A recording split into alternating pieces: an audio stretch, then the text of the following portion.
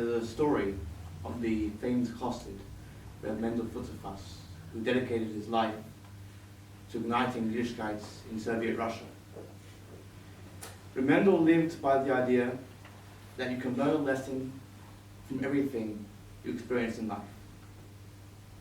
A local Jew once told him of a new engineering feat formed by the Russian scuba divers. Previously, when the scuba divers there'll be a ship that had sunk to the bottom floor.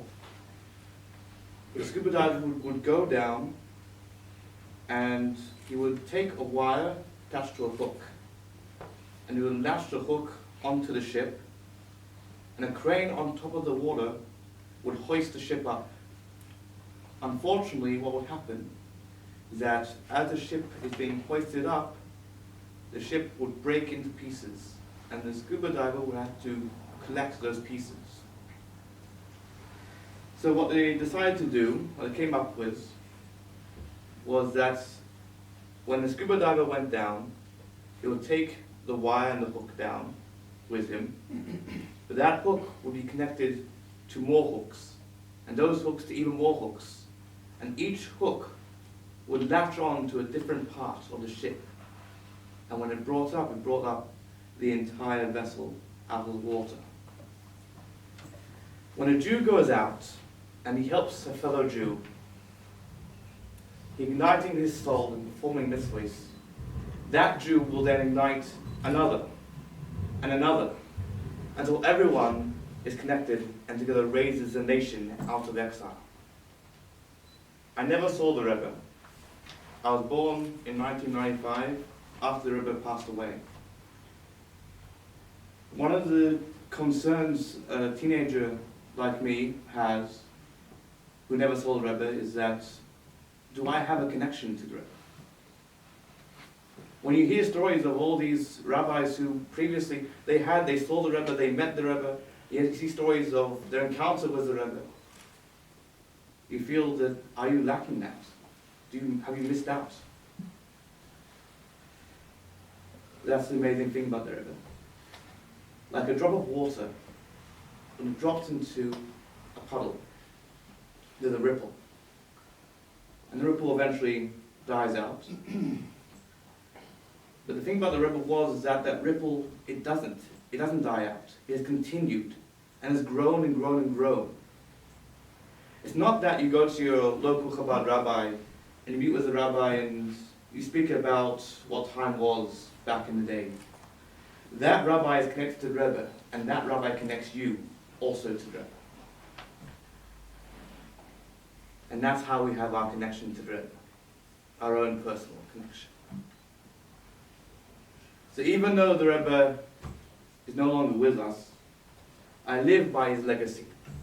That every Jew matters, and he has an inner spark that connects him to the Jewish people and to God. It is that philosophy that inspires me and drives me to go every Friday on Mivtzoim. Now I know this is not what the average teenager does nowadays, but when I see the impact that visiting and connecting people to their roots has, it makes me feel proud of what I represent. I remember last Hanukkah, my friend and I were walking along our route on Queen Street, and we decided to try out a new building. Now, as Moish explained, you start at the very top and you work your way down. So we went to the 14th floor and slowly went to each floor, asking around if there's anyone Jewish that works here. Each floor we went to. That's also another thing about Australia, or I love about Australia, is that the people are friendly. Even if you go down to a floor, you go into their workspace, and you've never been there before, they don't know you, that you don't know them, and you go there and you ask them, is anyone Jewish here? Now, when I first went on Mivtzoim, I thought the reaction would be, no, get out of here, we're busy. But no, it's not.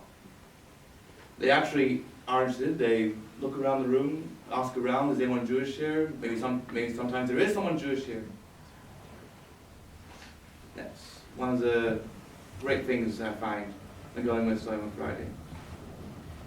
But it wasn't until we got to the 6th floor that we received a positive response. And that's how we met Chris. Chris is a plastics trader who only recently discovered that his mother was Jewish and that she had been hiding her identity from the rest of the family.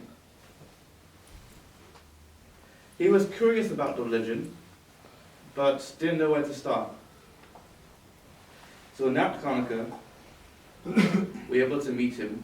We didn't light the Hanukkah menorah then. We gave him to him. We were able to put on tefillin. And now every Friday we visit him. We put on tefillin, and we go into lengthy discussions about what it means to be Jewish. Although we go every week to inspire others, sometimes it's we who are the ones who get inspired.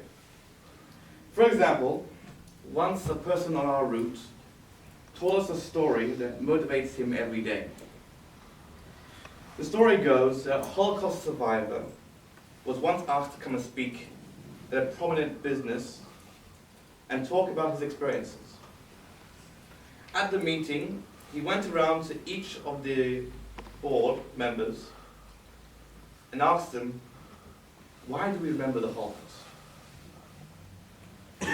So some suggested that it's so in order that we never forget. He strongly rejected that. Another suggested it's so that such tragedy should never happen again. He again strongly rejected. Finally, after rejecting each person's suggestion, he gave his own answer.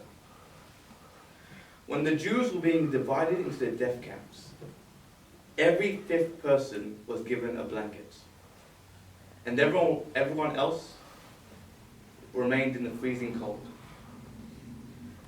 Now that 5th Jew could have covered himself close to that blanket and kept himself safe from the cold.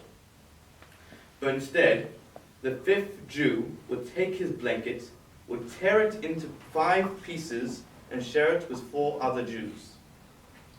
That is why we need to remember the Holocaust. Therefore, every day, this person on our route makes sure to give tzedakah to 5 different charities, taking his blanket and sharing it with others.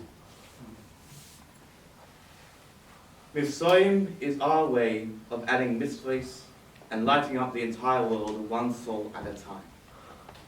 And even though we no longer see the Rebbe physically, we still see his impact and influence, inspiring generations to lead the way to bring the final redemption speedily in our days. The Rebbe was very, very into action, of always connecting inspiration, motivation with doing some good deed, doing a mitzvah. So everyone here does mitzvahs all the time, so we're not telling you, what to do, but we have a little suggestion. If you see on your chair, there's a little flyer you can take with you.